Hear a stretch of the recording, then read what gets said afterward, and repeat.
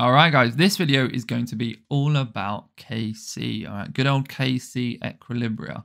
Now, this is from an AQA A Level Chem past paper, paper 2, June 2022. As always, I can't show the actual paper on the screen due to AQA's copyright, but feel free to pause the video, try it out yourself as we go along, see where you go wrong and learn from your mistakes. So let's jump straight into this. Tetrafluoroethene is made from chloro-difluoromethane in this reversible reaction. And we're given a reaction equation here and an enthalpy change. All right, this is really important. We're going to want to take a note of this for later. A 2 mole sample of CHClF2 is placed in a container of volume 23.2 decimeters cubed and heated. When equilibrium is reached, the mixture contains 0.27 mole of CHClF2, calculate the moles of C2F4 and HCl in the equilibrium mixture. All right, easy stuff. Year 1 ice tables going on here, okay? So let's draw out our equation again. 2CHClF2, dynamic equilibrium C2F4 plus 2HCl. Okay, why am I redrawing this out? It's just so I can do my ice tables. What does ICE stand for? ICE, initial moles, change in moles, equilibrium moles, okay? So what have they told us in the question? 2 mole sample of CHClF2. So we know the initial moles of this guy right here is 2. Okay, easy peasy right here. We can ignore the volume for now. We'll tackle that later. When equilibrium is reached, the mixture contains 0.27 mole of this guy right here. So our reactant is 0.27 mole. And we have to calculate the moles of these. Okay, so this change in moles is essentially how do we get from here to here? So how do we get from here to here? Hopefully you can realize that all we have to do is minus 1.73 moles. Okay, 2 minus 1.73 equals this. Okay? Now, what we have to look at is the mole ratios, the mole coefficient in front of the compounds. So here we have a 2 to 1 to 2 mole ratio. And we're going to use that in our ice table to work out what the moles of the products are. Okay? So really simple here. If we think of this dynamic equilibrium as the left-hand side and the right-hand side of the equation, whatever you minus on the left-hand side in this change row right here, we plus it to the right-hand side according to their mole ratios. All right. So because we have a 2 to 1 to 2 ratio, the change in moles for C2F4 is going to be 1.73 divided by 2, and we're adding it. Remember, you add whatever was minus from the reactants because we're forming the products, and then we're going to add 2 moles of HCl to 2 moles of CHCl2. So it's going to be exactly the same here. It's going to be 1.73. Okay, we don't have to divide it by 2 because it's not a 2 to 1 mole ratio. You can essentially think of it as 1 to 1 because they're exactly the same. Okay, so that's exactly what I'm going to do in my answer. I'm going to say our moles of C2F4 is going to be 1.73 divided by 2. If you chuck that in your calculator, you're going to get an answer of 0.865 mole. And if you do the same thing for HCl, 1.73 is just going to be 1.73. Okay, 2 easy marks there, not too bad. Year 1 ice table content, common in handy. So question 2.1, give the KC expression for this reaction. KC expressions, right. Really easy stuff here, guys.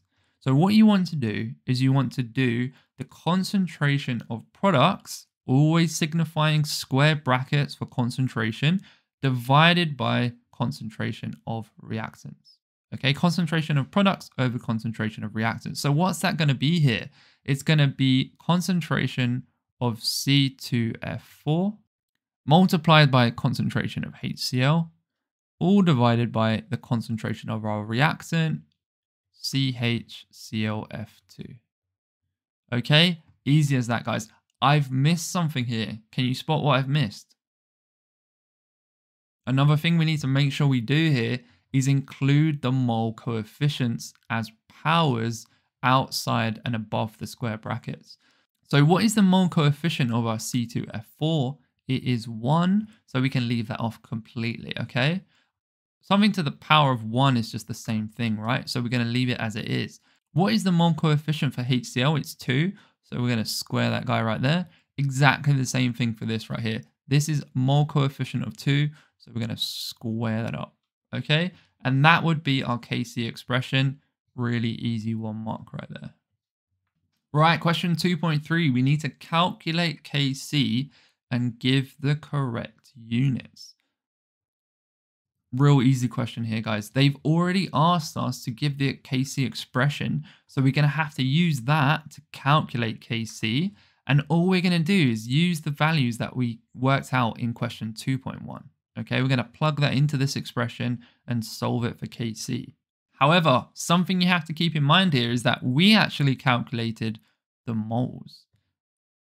Is this a mole? Is this square bracket right here a mole? No, it's not. It's concentration. Okay, so we're going to have to work out what the concentrations of our reactants and products are and then plug them in. Okay, make sure you do that first. Right, guys, so I've written out our moles of our products and reactants that we need to be aware of. These either came from our calculations that we did in question 2.1, or they were actually just given to us in the question. Okay, so first part's really easy. Next part is we have to convert these moles into concentration so we can plug them into our expression. Do you know how to do that? Hopefully you guys know that the mole equation involving concentration is N equals CV, okay? Concentration times volume. All we have to do here to get concentration is rearrange this to make conc the subject. It's going to be C equals N divided by V, right? So this means that all we have to do is use our moles of products and reactants and divide that by our volume. What is our volume? Do we know what our volume is? Can we calculate it? We don't need to calculate it, all right? They already told us in the question the volume is 23.2 decimeters cubed, all right? So I'm going to use that. I'm going to plug that into this equation here to get our concentration of each compound involved, right? So let's do that right here in blue.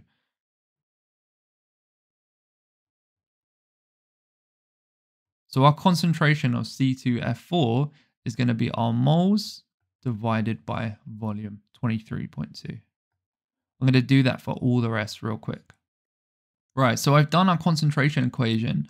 If you plug all 3 of these into your calculator, you're going to get an answer of 0.037284, 0.074569, and 0.011638. Okay, and what are the units for our concentration here? It's going to be moles per decimeter cubed.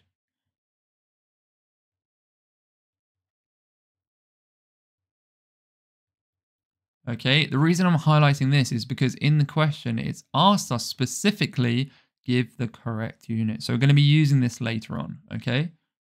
Some of you may be thinking, how does he know it's moles per decimeter cubed? It's simply because it's moles per the volume unit is decimeter cubed, okay? Pretty simple there, moles per decimeter cubed. Hopefully that helps you understand if you're a bit confused.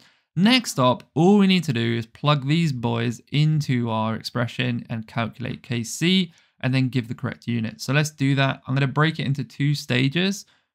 Firstly, the actual Kc answer, and then I'll go through the units separately. So it's going to be Kc equals our concentration of C2F4 is this number right here, 0.037284. Multiplied by our conc of HCl, 0.074569. This is squared, okay? Really pay attention to powers in the Kc expression. All divided by 0.011638. This is also squared, okay? Don't know why I bracketed that, but here we go. When you put this in your calculator, you're going to get an answer of 1.5305. Okay, is this our final answer? No, it is not. You want to look at the data given and give it to the lowest number of sig figs, which is 3. Okay, so our final answer, you want to give it to 3 significant figures, which is going to be 1.53. All right, now we've done that, let's look at the units, okay? So all we want to do is write out the units on the top of the fraction and the bottom of the fraction and then cancel the same ones, okay? You may be a bit confused, but it's all good. I'm here to explain it. So it's going to be moles per decimeter cubed is the unit for C2F4 concentration. And then we're going to have moles per decimeter cubed squared, okay? Because moles per decimeter cubed is the unit for HCl, but because of the power, we have to also square the units. And that is going to be divided by the units of this also squared, okay? So it's going to be moles per decimeter cubed also squared, right? This is really, really easy. This one's actually real easy for us. So this on the top of the fraction and this are exactly the same, so we'll just cancel it, get rid of it completely. That just leaves us with moles per decimeter cubed. So this question was actually really simple for us to do. Moles per decimeter cubed, okay? And that's all you want to do in all these unit questions is work out what's on the top, what's on the bottom, and cancel them out, okay? Hopefully that helped you out if you guys struggle with units. And that will be 3 marks, okay? Where would our marks come from? First off is plugging in the correct values into our KC expression, okay? Now, in the mark scheme, they show square brackets, and that's because our KC expression has to be square brackets. But when you're doing your calculation, this bracket just signifies, you know, like BIDMAS brackets in a calculator. So you don't need to show it as square brackets, okay? Just keep that in mind. But if you ever show it as a proper expression like this, always show the square brackets because that signifies concentration. Okay, but this is just a calculation, so rounded brackets are completely fine. If you're extra scared, do square brackets if you just want to cover yourself. But yeah, I would leave it as rounded brackets. I think that's completely fine, but you never know with AQA these days. Next mark is going to be this right here, our KC value to 3 significant figures. And the third and final mark is for the correct units. All right, 3 out of 3 right there. Not too bad. All right, question 2.4. State and explain. All right, we've got 2 command words here. Firstly, state, then explain the effect of using a higher temperature on the equilibrium yield of tetrafluoroethene. So this is very simple equilibrium concept regarding temperature. How do we work out how changing a temperature affects the equilibrium direction based on Le Chatelier's principle?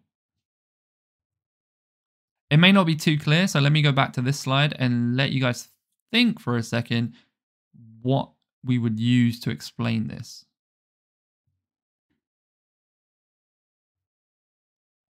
We would use this right here. Okay, is the reaction endothermic or is it exothermic? That is the thing you want to think here. When you're affecting equilibrium directions with changes in temperature, you really need to think, is the reaction endothermic or exothermic? Okay, so let's make a note of this 128, this positive 128. Let's put that right here. And then we can use that to explain this. Now, really simple concept you have to think here is if something is endothermic, even though the reaction enthalpy change, whoops, I forgot the H there. Even though the enthalpy change is positive, what that essentially means is that the chemicals has gained energy from the surrounding environment. More specifically, heat energy, right? So the way you want to think about it, ideally, this is the way I think about it, is endothermic reactions decrease heat energy because they suck it into themselves. Hopefully that makes sense.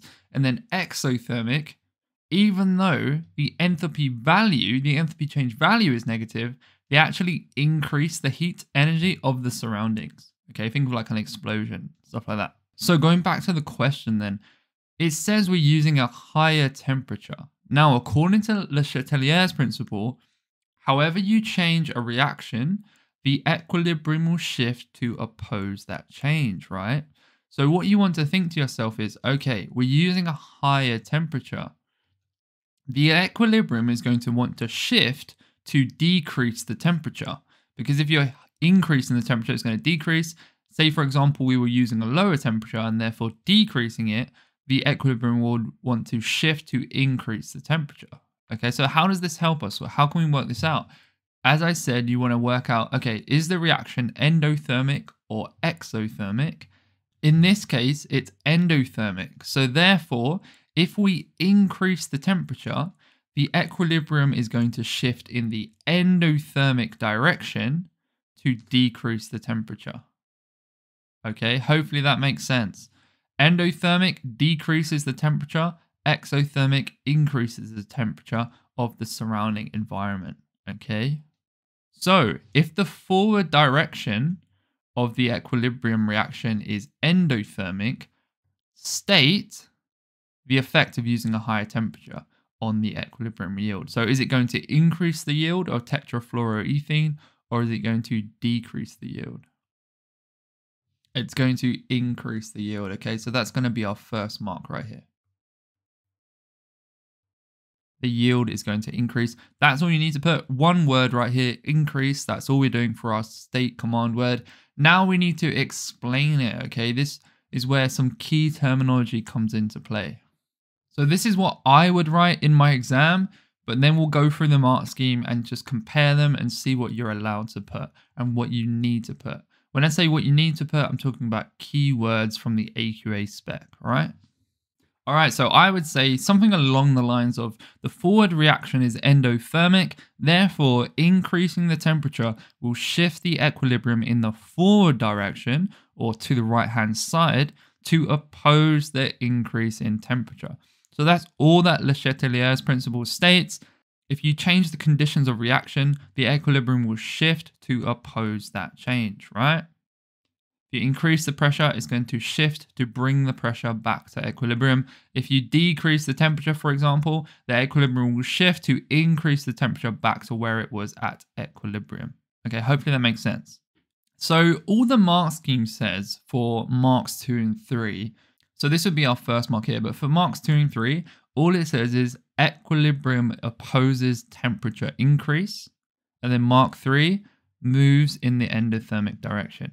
All right, real simple stuff here, but I wanted to write it out in a way that makes sense in my head, so that's what I would put. I would specify, okay, is the forward direction of the equilibrium reaction endo or exothermic?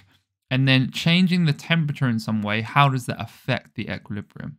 Okay, which direction would it shift? I like the keyword shift, and that is accepted for AQA. You can also use move instead of shifts. That's completely fine. If you struggle to understand that concept of endothermic, exothermic, and how temperature change affects it, just revise that topic and practice some questions, and you'll be completely fine. Also keep in mind, you need to know about pressure, okay, how pressure changes equilibrium. All right, fifth and final question, 2.5. Quick 2-marker here. Chemists help ban the use of chloro-difluoromethane as a refrigerant. Many refrigerators now use pentane as a refrigerant. State the environmental problem that chloro-difluoromethane can cause and give one reason why pentane does not cause this problem. All right, so this is just straight out of the specification. No real understanding involved here, just straight up memory, really. What is the environmental problem? Ozone depletion. Okay, and that's due to the halogenyl alkanes, the chlorine more specifically, in this compound. So instead of saying ozone depletion, you can say ozone decomposition or ozone damage. All three of those are completely accepted. It also allows you to say that it causes a hole in the ozone layer. All right. Now, that would be our first mark. What would our second mark be? Why does pentane not cause the same problem?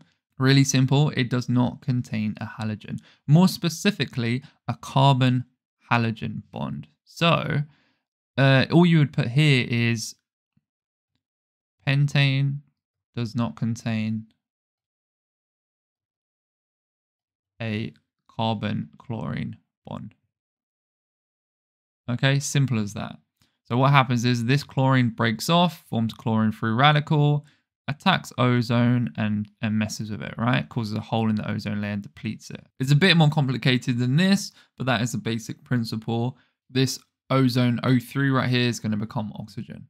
Okay, just brush up on your free radical substitution section under the alkanes topic and you'll be completely fine. But that's it, guys. That is the last question. Hopefully you found this helpful. Hopefully it helps you wrap your head around some concepts for KC equilibrium shifts, and a little bit of organic knowledge thrown in at the end. If you did find it helpful, like the video, it really helps the channel out. Best of luck with your revision and upcoming exams, guys. Let me know any questions down below. Until next time, peace.